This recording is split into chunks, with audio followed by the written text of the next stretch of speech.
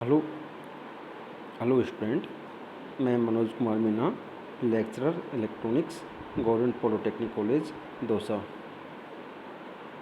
Student, हम लोग आज जो हमारा सब्जेक्ट है EL 204 और CS 204 electronics devices and circuit theory, उसमें हम लोग आज जो ट्रांजिस्टर की बाइसिंग है और जो ट्रांजिस्टर की बाइसिंग है उसके बारे में हम लोग पढ़ेंगे कि जो ट्रांजिस्टर बाइसिंग में और उसके ऊपर एक न्यूमेरिकल सॉल्व करेंगे कि जो ट्रांजिस्टर बाइसिंग है DC बाइसिंग वो क्या होती है।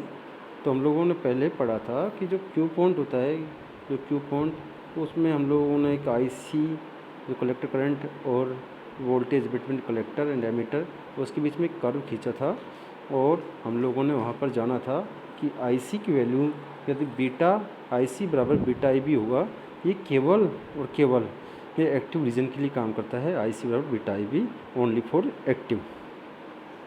अब हम लोगों को रीजन ऑफ ऑपरेशन ज्ञात करना है कि मान लो कोई न्यूमेरिकल आ जाए, उसमें हमसे कोई क्वेश्चन पूछ ले कि कि भाई इस न्यूमेरिकल में जो हमारा ट्रांजिस्टर यूज़ हो रहा है वो कौन से रीजन में है, उसका रीजन ऑफ ऑपरेशन क्या है।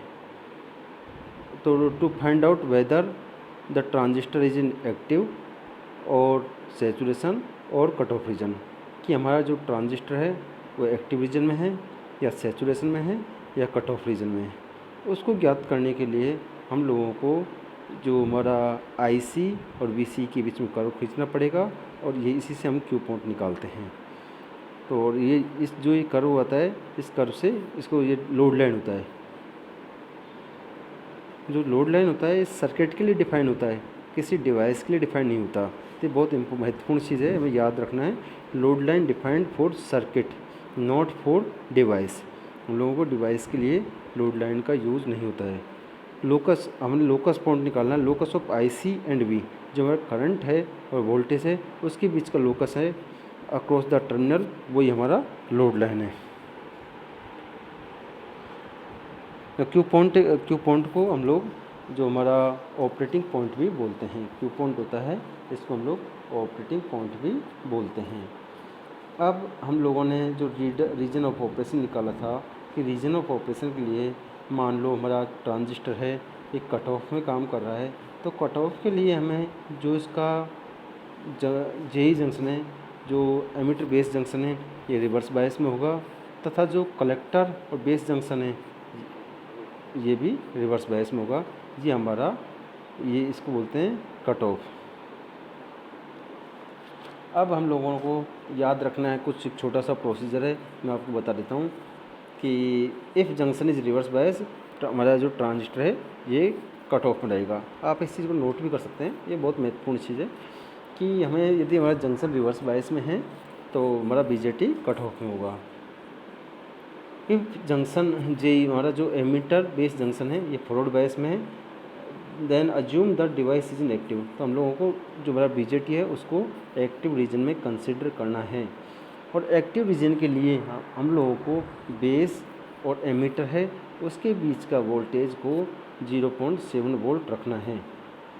तो यदि हमारा जंक्शन, यहाँ से दो चीज़ निकली हमारे पास में, यदि हमारा जंक्शन जो एमिटर बेस का जंक्शन है ये हमारा फॉरवर्ड रिवर्स में है तो ट्रांजिस्टर कट ऑफ में है, और यदि ये फॉरवर्ड में है तो हमारा ट्रांजिस्टर एक्टिव रीजन में है। अप्लाई KVL हम लोगों को उसके बाद अप्लाई करना है, KVL को जो हमारा बेस एमिटर लूप है इसमें अप्लाई करना है। एंड डिटरमाइन, हम लोगों को डिटरमाइन करना है कि IC एक्टिव, जो मैंने बताया था अभी आपको कि जो IC है वो एक्टिव रीजन में IC की वैल्यू की बीटा IB, उसकी वैल्यू को निकालनी है।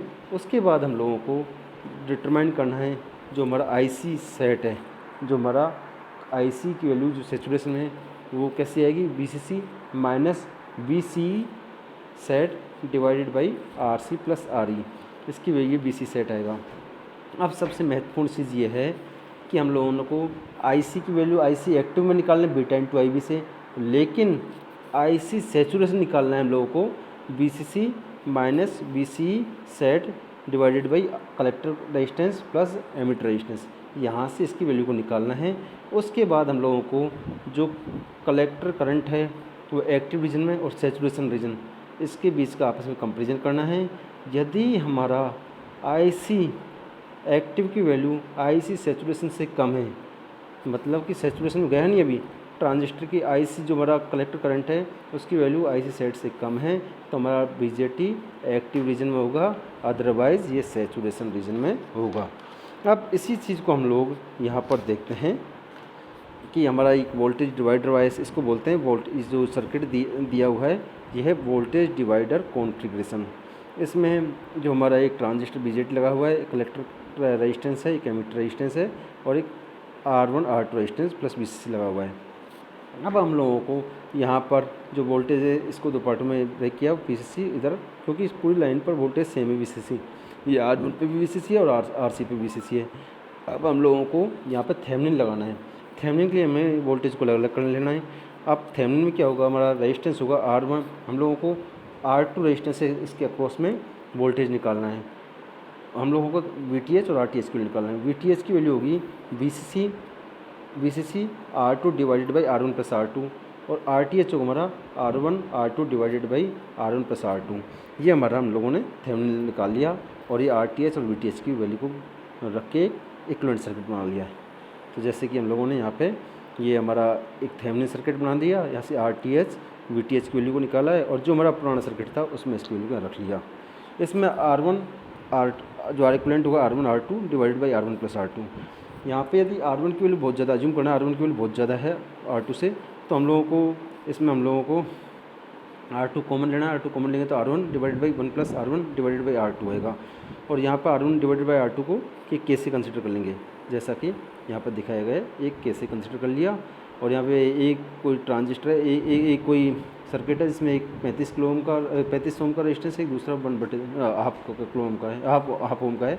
तो इसमें हम लोगों ने पुट कर दिया 35 डिवाइडेड बाई 1 प्लस 70, ये आ गया और ये आ गया। इसकी वैल्यू जो के की वैल्यू है वो हो जाएगी, यहाँ पर 2 हो जाएगी और यह 70 हो जाएगी और यहाँ पे हम लोगों को 35/71 आ जाएगा।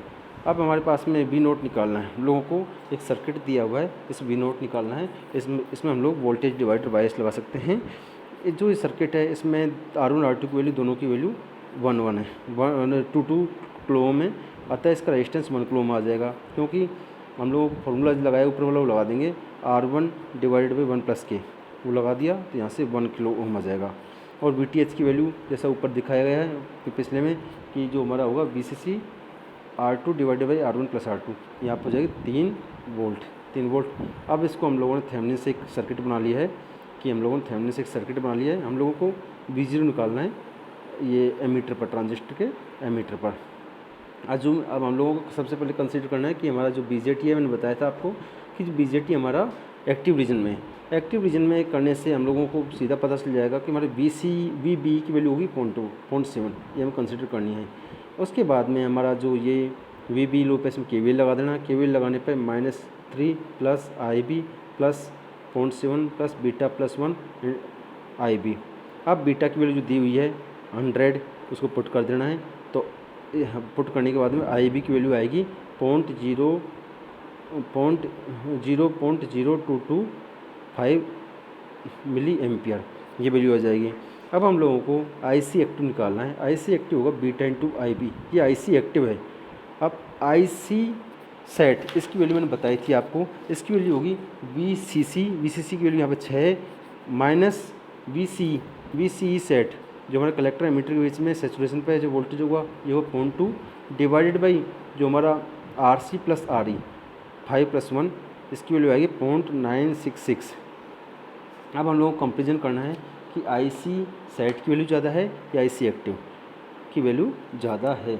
IC सेट से ज़्यादा है IC एक्टिव की, इसलिए हमारा ट्रांजिस्टर होगा सैचुरेशन में ट्रांजिस्टर होगा तो V0 की वैल्यू होगी 1 किलो ओम का 1 किलो ओम गुणा I, और I की वैल्यू होगी IC सेट, क्योंकि ट्रांजिस्टर सैचुरेशन में IC सेट प्लस IB।